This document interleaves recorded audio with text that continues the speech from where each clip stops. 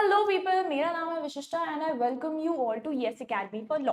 आज हम डिस्कस करने वाले हैं about the recent arrest warrant जो कि इंटरनेशनल क्रिमिनल कोर्ट ने जारी किया है against Israeli prime minister, mostly उनके डिफेंस मिनिस्टर और कुछ और लोगों के अगेंस्ट भी जारी किया है। ये काफी ज्यादा चर्चा या न्यूज में नहीं है, तो आज हम डिटेल में डिस्कस करने वाले हैं कि ये अरेस्ट वारंट होता क्या है, किसने इशू किया है, किसके अगेंस्ट इशू किया है और दुनिया की बाकी की कंट्रीज का रिएक्शन क्या है इसके ऊपर। सबसे पहले starting with the arrest warrant, किसके अगेंस्ट इशू हुआ है और किसने किया है। Arrest warrant has been issued by ICC which is international criminal court. ये है द हेग, नीदरलैंड्स में।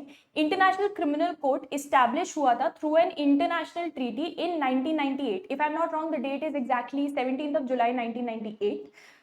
ये हालांकि इन इफेक्ट आया था अराउंड जुलाई 2002 के, मतलब 2002 से इंटरनेशनल क्रिमिनल कोर्ट ने काम करना स्टार्ट किया था। अब इस इंटरनेशनल क्रिमिनल कोर्ट के कुछ 124 मेंबर कंट्रीज हैं और इंटरनेशनल क्रिमिनल कोर्ट है जो बेसिकली इनकी खुद की पुलिस नहीं है। मतलब जैसे अपन अभी बात कर रहे हैं कि अरेस्ट वारंट, आपने शायद न्यूज पे ध्यान दिया हो तो मई 2023 के अराउंड आईसीसी ने एक अरेस्ट वारंट इशू किया था रशियन प्रेसिडेंट पुतिन के अगेंस्ट भी, बट उसके बाद कुछ एक्शन नहीं लिया। क्यों? क्योंकि एक्चुअली में आईसीसी की ना खुद की कोई पुलिस नहीं होती। ये एग्जिस्टेंस में आया था ताकि जो क्राइम्स अगेंस्ट ह्यूमैनिटी होते हैं, वॉर क्राइम्स होते हैं, क्राइम ऑफ अग्रेशन होते हैं, इन सब के ऊपर चेक रख पाए। ठीक है, लेकिन इनकी खुद की क्योंकि कोई पुलिस नहीं होती है तो ये काफी हद तक मेंबर कंट्रीज पे डिपेंड करते हैं। जैसे 124 मेंबर कंट्रीज हैं तो ये अपनी मेंबर कंट्रीज पे डिपेंड करते हैं कि यार अगर हमने किसी के अगेंस्ट अरेस्ट वारंट इशू किया है या हमने इनको बोला है कि डिटेंशन ऑर्डर्स है इसके अगेंस्ट, तो अगर कोई मेंबर कंट्री है आईसीसी की, जैसे for an example Jordan is a member country, अगर पुतिन के अगेंस्ट जो अरेस्ट वारंट निकाला था और पुतिन जॉर्डन में जाते हैं तो being a member country of ICC, Jordan की रिस्पॉन्सिबिलिटी बनती है कि पुतिन को पकड़ के हैंड ओवर करे टू आईसीसी। तो क्योंकि इनकी खुद की कोई पुलिस नहीं है तो पूरी रिस्पॉन्सिबिलिटी मेंबर कंट्रीज की है। अच्छा, जो सबसे इंपॉर्टेंट चीज जिसके ऊपर ये पूरा का पूरा आईसीसी चलता है that is the Rome statute, जो मैं अभी आपको 2 मिनट बाद स्क्रीन पे खोल के दिखाने वाली हूँ, the very document of Rome statute, because वही पूरा का पूरा जीस्ट है इस चीज का। ठीक है, अब हम आते हैं कि आईसीसी ने किया क्या है। So ICC has issued an arrest warrant against mainly 4 people. ये 4 लोग कौन है? सबसे पहले तो इजराइल के prime minister Benjamin Netanyahu, second Israel के ही defence minister mister Yoav, if I am not wrong with the pronunciation, Gallant. उसके अलावा 2 हमास के लीडर्स, सिनवर एंड डीएफ। अच्छा, एसेंशियली ये अरेस्ट वारंट सिर्फ 2 लोगों के अगेंस्ट ही एग्जिस्ट करता है जो आपको यहाँ स्क्रीन पे दिख रहे हैं, दैट इज इजराइल के prime minister and defence minister. बाकी हमास के जो लीडर्स हैं उनके अगेंस्ट अरेस्ट वारंट इशू किया है। It's just making a statement, because according to जो इजराइल ने स्टेटमेंट रिलीज किया था, ये दोनों leaders they have already been killed in the air strike, तो वो ऑलरेडी मर चुके हैं। उनके अगेंस्ट जो अरेस्ट वारंट इशू किया है it's just a statement that ICC is making, दुनिया को बताते हुए कि भाई इन्होंने भी वॉर क्राइम्स कमिट किए थे। अब मरे हुए इंसान को आप अरेस्ट तो नहीं कर सकते। एसेंशियली ये फंक्शनल जो अरेस्ट वारंट है सिर्फ इन दोनों लोगों के अगेंस्ट है।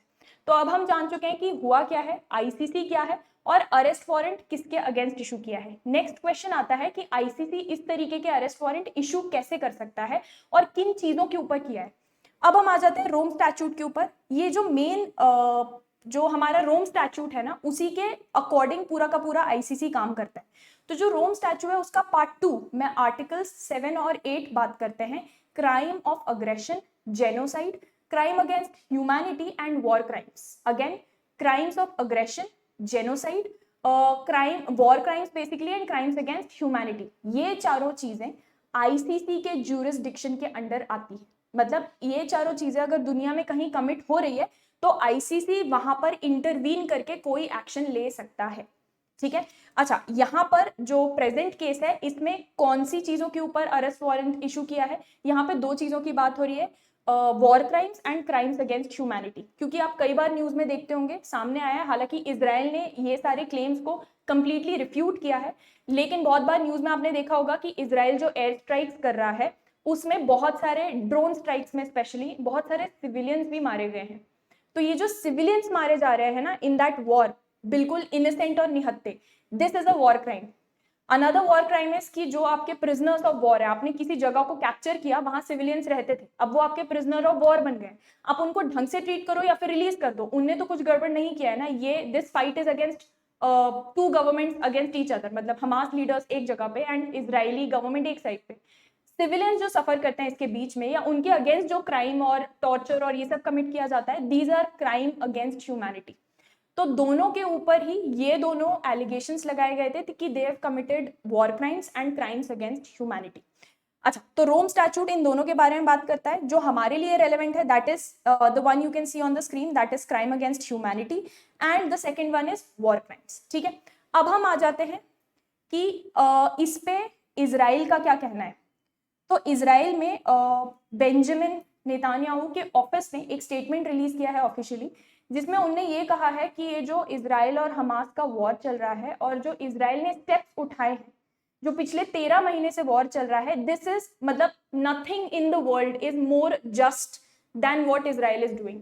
उनके हिसाब से they are just defending themselves and it was high time.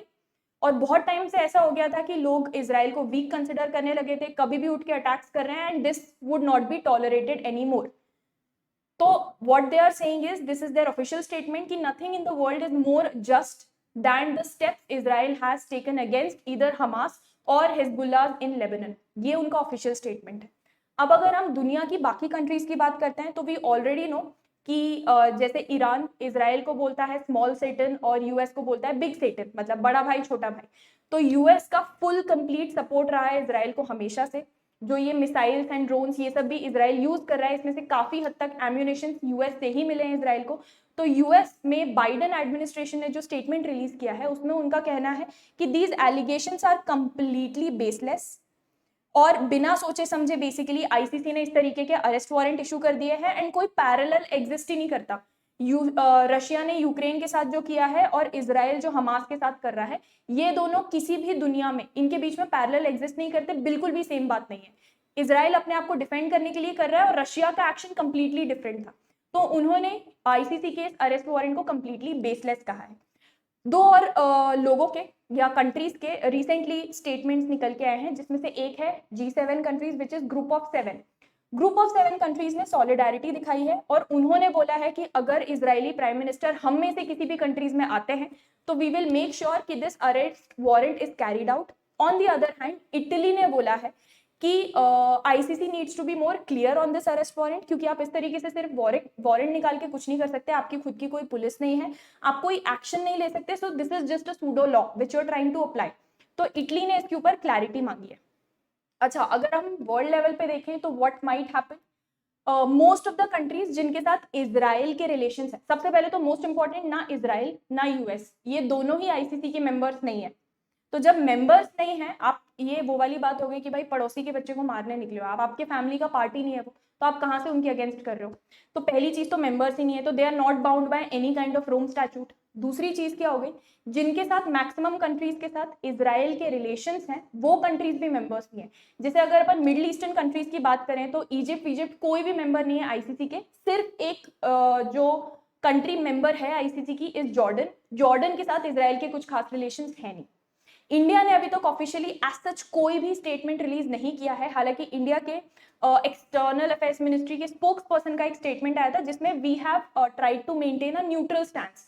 ना हमने इस तरफ स्टेटमेंट दिया है ना उस तरफ दिया है। Maybe in the upcoming days we'll have a more clearer stand from the side of ICC and from the side of India as well. अगर ऐसा कुछ होता है I will definitely be coming up with an update. So that's all for today. For more such updates, you can follow us on our YouTube channel, which is the S Academy for Law.